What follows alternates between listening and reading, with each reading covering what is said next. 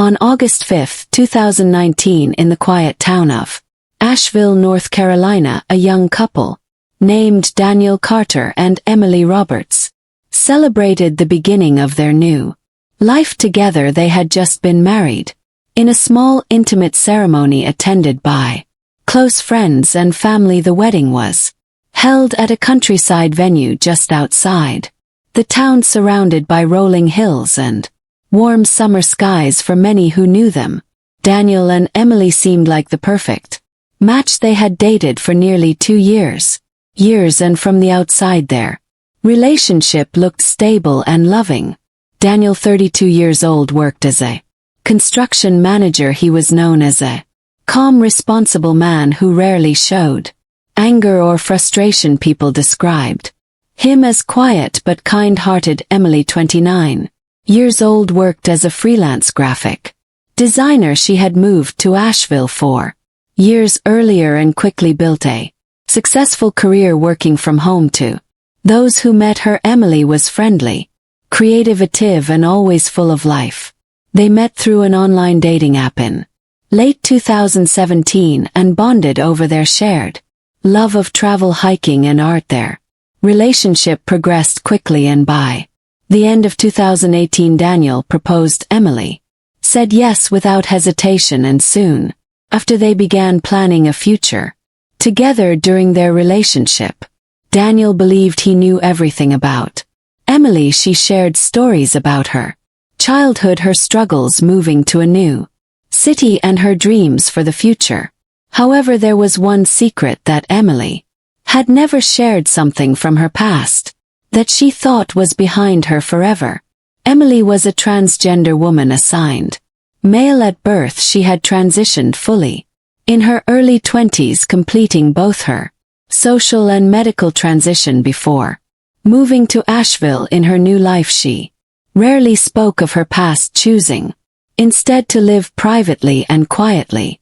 For her, it was important to be seen simply as herself. Emily, when she met Daniel, she felt a connection stronger than any she had experienced before. As their relationship grew more serious, Emily struggled internally with whether or not to tell him about her past. Each time she thought about revealing the truth, fear stopped her. She worried he might leave her, or worse, react with anger or violence. Eventually, she convinced herself it was better not to tell him at all. By the time they were engaged, Emily had buried the secret deep inside, promising herself that her love for Daniel and their future together were strong enough to leave the past behind. After the wedding, Daniel surprised Emily with a honeymoon trip.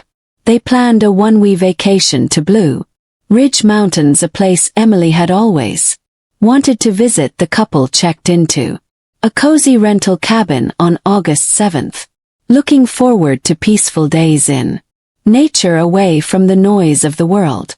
Neither of them knew that within just a few days the beautiful Mountain retreat would become the scene of a shocking and tragic crime, one that would leave a town in disbelief and a family searching for answers. It all began with love, but it would end in violence. The morning of August 8, 2019 started like any normal day for Daniel and Emily. The sun rose gently over the Blue Ridge Mountains, painting the sky with soft orange and pink hues. Their cabin, located near a quiet trailhead outside the small town of Blowing Rock, was peaceful and private, exactly what they had wanted for their honeymoon. Emily woke up early and prepared breakfast. She made scrambled eggs and toast, while Daniel brewed fresh coffee. They ate together on the cabin's wooden deck, enjoying the crisp mountain air and the sound of birds in the distance. Emily seemed happy and relaxed, wearing a light sweater over her pajamas, while Daniel scrolled through his phone, checking messages from work. Even though he promised himself he wouldn't that day, they had planned to hike one of the nearby trails and later have dinner at a small restaurant in town. After breakfast, they packed their backpacks with snacks, water, and a camera. By 10 a.m. they were on the trail, walking hand in hand, laughing and stopping, often to take photos of the scenery too. Anyone watching, they looked like a perfectly normal couple deeply in love. They talked about their plans for the future, buying a house, having children, traveling to Europe. Emily's smile never left her face. For the first time in a long time she felt safe, like her past was finally far behind her. But Daniel had been acting differently since the wedding. Emily noticed he had moments of distance where he seemed deep in thought, staring at her with an expression she couldn't quite understand. Sometimes he asked her unusual questions about her old friends, her teenage years, even about doctors she had seen before moving to Asheville. Emily brushed it off as normal post-wedding curiosity, but inside she felt a small growing fear that something was off. That night after dinner in town, they returned to the cabin. Rain began to fall softly outside, and Emily lit candles around the living room to make the space feel cozy. They opened a bottle of wine and sat by the fireplace talking quietly. At some point during the evening, Daniel asked Emily directly, "Is there anything about you I don't know? Anything important?" Emily froze for a second. Her heart pounded, but she smiled and shook her head. "No, nothing," she replied, trying to keep her voice steady. Daniel nodded, but didn't seem convinced. The rest of the night passed with polite conversation, but something between them had shifted. Emily could feel it. For the first time she wondered if maybe Daniel knew something, or worse, if someone had told him. The next day, August 9th, Daniel spent much of the morning on his phone, stepping outside to make private calls. When Emily asked who he was talking to, he simply said work stuff and changed the subject. Emily tried to ignore her growing sense of dread, reminding herself that this trip was meant to be a celebration of their new life together. But deep inside something didn't feel right. There was a tension in the air that hadn't been there before. The beautiful honeymoon Emily had dreamed of was slowly turning into something else, something darker. She just didn't know yet how dangerous it was about to become. On the evening of August 10th, 2019, 3 days into their honeymoon, the peaceful silence of the Blue Ridge Mountains started to feel heavier. The weather had shifted. Dark clouds rolled over the hills and steady rain began to fall. Inside the cabin, Emily and Daniel sat on opposite sides of the couch. The once warm and romantic mood between them now replaced by an uncomfortable quiet. Daniel had been acting strangely all day. He barely spoke, and when he did, his words felt cold and distant. He avoided eye contact. Emily asked if something was wrong, but he brushed her off with a short "I'm fine," though it was clear that he wasn't the man she had married just a week earlier, seemed to be disappearing right in front of her. Later that night, as the rain tapped against the windows, Daniel excused himself and went into the bedroom. Emily stayed behind in the living room, staring into the fire, trying to calm her growing anxiety. She couldn't shake the feeling that something was happening, something Daniel wasn't telling her. After nearly an hour, she decided to check on him, but as she quietly approached the bedroom, she heard him speaking on the phone. His voice was low, serious. "She never told me," Daniel said. "Can you believe that? How could someone hide something like that from their husband?" Emily froze in place. Her heart sank. She realized in that instant that Daniel knew. Somehow he had found out the truth she had kept hidden. Whether someone from her past had contacted him, or if he had uncovered documents or messages she thought were long gone, Emily wasn't sure. But the secret she had feared revealing was no longer a secret. She slowly backed away from the door and returned to the living room. Her mind was spinning, fear, shame, and regret all mixed together as she tried to figure out what to do next. Should she confront him? Should she pack her bags and leave? But they were in the middle of the mountains miles away. From the nearest town it was late it was. Dark she felt trapped a few minutes. Later Daniel reappeared, his face blank. His eyes unreadable. He sat down across from her and stared at her in silence. Finally he asked, "Is there something you want to tell me?" Emily's hands trembled. She nodded slowly. "There was no point in lying now. I was going to tell you, but I was afraid," she whispered. "I didn't think you'd understand." Daniel didn't respond. He simply got up and walked outside into the rain, leaving the door wide open behind him. Emily sat alone in the quiet cabin, realizing her worst nightmare had come true. The man she loved now looked at her like a stranger, and deep inside she started to feel that this story was no longer about a secret. It was about survival. On the morning of August 11th, 2019, local authorities received an unusual call from a nearby cabin rental owner in Blowing Rock, North Carolina. The owner, Mr.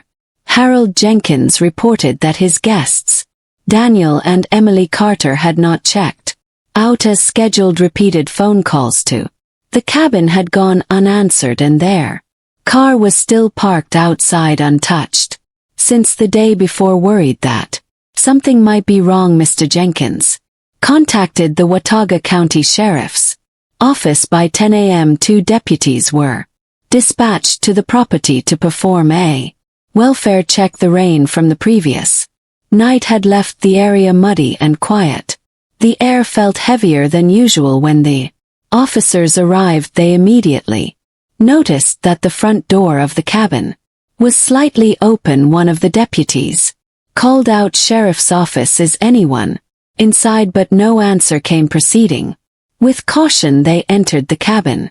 Inside, the scene was eerily calm. The living room was tidy, as if someone had just stepped out. 2 coffee mugs sat on the small table near the couch. A phone charger was plugged into the wall, and Emily's purse rested on the kitchen counter. But as they moved further into the cabin, they made a chilling disco. Very in the bedroom, lying on the floor near the foot of the bed, was Emily's body. She had been strangled. There were no signs of forced entry, no broken windows, and no indication of a struggle. Everything else in the room appeared untouched, making the violence of the scene feel even more unsettling. Daniel was nowhere to be found. Detectives were immediately called to the scene along with forensic teams to collect evidence. Photos were taken, fingerprints lifted, and the entire cabin was carefully searched for clues. By 12:30 p.m. the case officially shifted from a welfare check to a homicide investigation. The initial assumption was clear. Daniel, Emily's husband of only 1 week, was missing, and his absence placed him as the primary person of interest. Investigators learned from Mr. Jenkins that Daniel and Emily had been staying there since August 7th, and according to rental staff, they appeared happy and normal in the first few days. However, things started to change when detectives interviewed a waitress from a local restaurant where the couple had dined on August 9th. She reported that Daniel seemed upset during dinner and had been asking strange personal questions to Emily in a tone that made her visibly uncomfortable. Police also retrieved Daniel's phone records. What they found confirmed their suspicions. Several long phone calls had been made from Daniel's phone on August 9th and 10th to an unknown number registered to someone from Asheville, Emily's previous city. Detectives quickly traced the number to a man named Gregory Hale, a former acquaintance of Emily from before her transition. When questioned later, Gregory admitted that Daniel had called him out of the blue, asking personal questions about Emily's past. Gregory, not knowing the full situation, had revealed that Emily was transgender, unaware of the possible danger this information could cause. With that, investigators believed they had identified the motive. Daniel had discovered Emily's past only days into their marriage, but now the urgent task was finding Daniel. His car was still parked outside the cabin and his wallet and phone had been left behind. It appeared he had left on foot or someone had helped him disappear. What had started as a dream honeymoon had become the site of a brutal crime, and the only person who could explain what happened was missing. By August 12, 2019, the search for Daniel Carter had expanded beyond Blowing Rock. Police units, search dogs and even helicopters were deployed across the surrounding mountain areas. However, after nearly 24 hours there was still no sign of Daniel. Investigators began to question whether he had managed to escape the area entirely, or if something else had happened to him. Then, at approximately 3:45 p.m. a breakthrough came, but not the one anyone expected. A hiker, Susan Miller, reported seeing a man matching Daniel's description the night of August 10th, near a remote section of the Tanwa Trail, about 3 miles from the couple's cabin. But what stood out most was that Daniel was not alone. According to Susan, he was speaking with another man near a parked black pickup truck. The second man was tall, wearing a gray hoodie and jeans. I thought it was strange for that time of night, especially out there in the dark.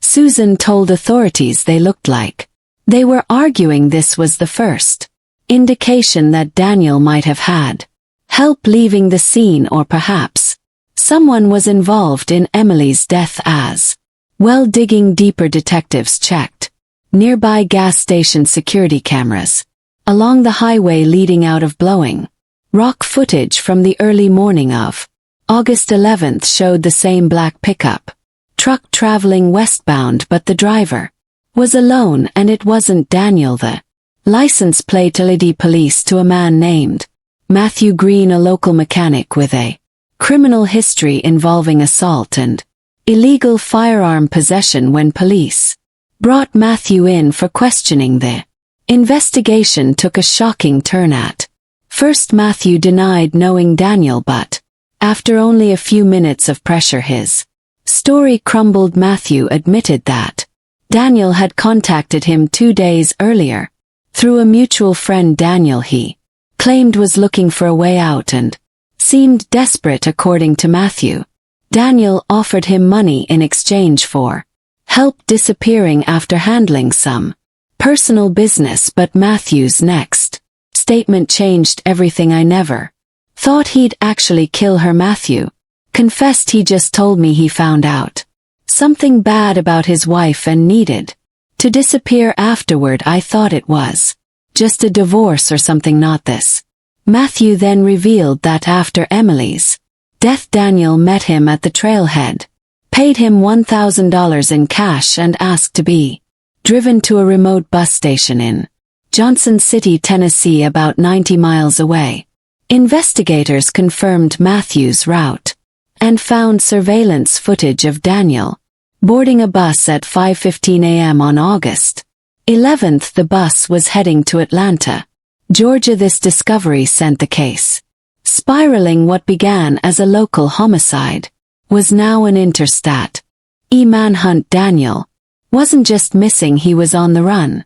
But the question remained, had Daniel truly planned the murder in advance with help, or was this all the result of a spontaneous act of rage after learning Emily's secret? Either way, police now knew the clock was ticking. If Daniel made it out of Georgia, finding him would become much harder. The hunt was on, and Daniel Carter was quickly becoming one of the most wanted men in the region. By August 13, 2019, the manhunt for Daniel Carter was fully underway. News of Emily's death and Daniel's escape spread across the region, with his photo broadcast on local TV stations and shared online. Authorities in Georgia, Tennessee, and the Carolinas were all on alert. The FBI had officially joined the case, labeling Daniel as armed and dangerous. Detectives believed Daniel had a head start of nearly 48 hours tracking Him was becoming more difficult with each passing moment. The bus that left Johnson City had arrived in Atlanta on the afternoon of August 11th, but Daniel had already left the station before police arrived. No clear sightings had been confirmed since. Meanwhile, new details about the case were coming to light. Investigators uncovered messages from Daniel's phone showing that days before the murder he had been in contact with Gregory Hale, the man from Asheville, who accidentally revealed Emily's past. According to Gregory, Daniel's tone during the calls was calm at first, but during their final conversation Daniel became angry. He said, "Thanks for telling me the truth. I needed to know." Gregory told detectives, but there was something in his voice called like he'd already made up his mind. Police also discovered a handwritten note left in Daniel's duffel bag at the cabin. The letter, scribbled on hotel stationery, read, "Marriage is built on trust. If you can't be honest with me, then what are we even doing? You lied, now I have to fix it." This note confirmed to detectives that Daniel's actions were likely premeditated. The evidence pointed toward a man who felt betrayed and planned to punish Emily for keeping her past a secret. As investigators worked around the clock to track him, the public grew restless. Social media filled with debates and outrage. Some people expressed sympathy for Emily, calling her death a brutal act of hatred. Others debated whether Daniel had been pushed over the edge, but for the detectives on the case there was no question. Daniel Carter had committed murder and now he was fleeing justice. Pressure mounted on law enforcement to make an arrest before Daniel could disappear for good. Then on August 14th, a tip came in from a motel clerk in Mon, Georgia. She reported that a man matching Daniel's description had checked in late the previous night, paying in cash and using a fake name. The motel was located just off the highway, an easy spot for someone who didn't plan on staying long. By the time officers arrived, the motel room was empty. Inside they found signs that Daniel had been there: fast food wrappers, an empty duffel bag, and a receipt for a prepaid cell phone purchased earlier that day. The hunt intensified now. Daniel had a burner phone, cash, and another day's lead.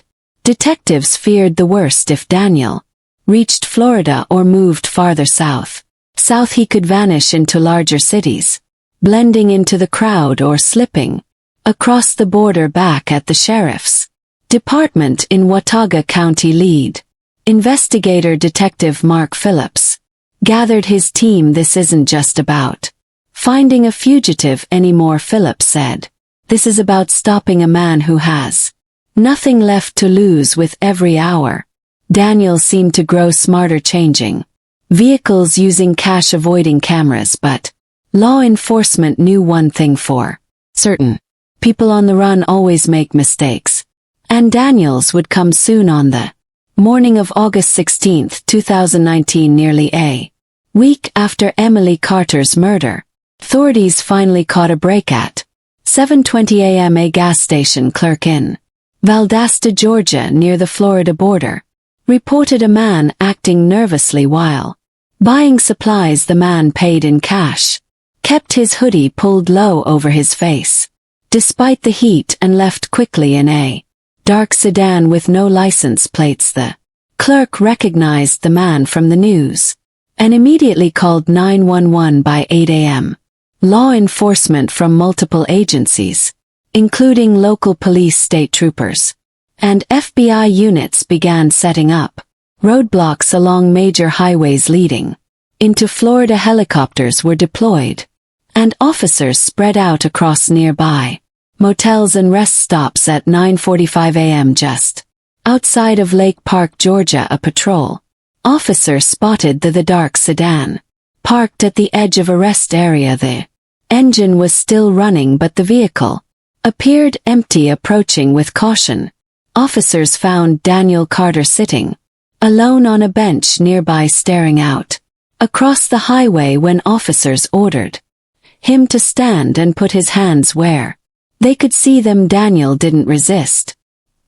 He stood slowly, placed his hands on his head and surrendered without saying a word. In his backpack, police found nearly $4,000 in cash, a prepaid cell phone, and a map with several locations in Florida and Mexico marked in red ink. It was clear Daniel had been planning to leave the country, but his plan ended there on that quiet stretch of highway. Later that afternoon, Daniel was officially charged with first-degree murder and fleeing law enforcement. He was transported back to North Carolina to face trial. The trial. Daniel's trial began on March 3, 2020, at the Watauga County Courthouse. Prosecutors presented overwhelming evidence: DNA at the scene, Matthew Green's testimony about helping Daniel escape, surveillance footage from the bus station, and the handwritten note found at the cabin. Throughout the trial, Daniel showed little emotion when asked directly why he killed Emily. Daniel simply replied, "She should have told me the truth," but the courtroom remained focused on the facts. Emily Carter had been brutally murdered by the man who vowed to love and protect her only days after their wedding. After 2 weeks of testimony, the jury found Daniel Carter guilty on all charges. He was sentenced to life in prison without the possibility of parole. The aftermath. Emily's friends and family remembered her as a kind, joyful, and courageous woman who had worked hard to build a new life for herself. Her tragic death became part of a larger conversation across the country about violence against transgender individuals and the dangers of secrets, fear, and intolerance. By 2021, a small memorial was placed near the cabin where she spent her final days. A plaque reads, "In memory of Emily Carter, a life taken too soon. May truth, love, and acceptance lead us forward." Though justice was served, the case left lasting scars on the quiet town of Blowing Rock and on everyone who followed the story. What began as a romantic honeymoon in the mountains ended as one of the most heartbreaking crimes the region had ever seen. Daniel Carter would never see freedom again, and Emily's name would never be forgotten.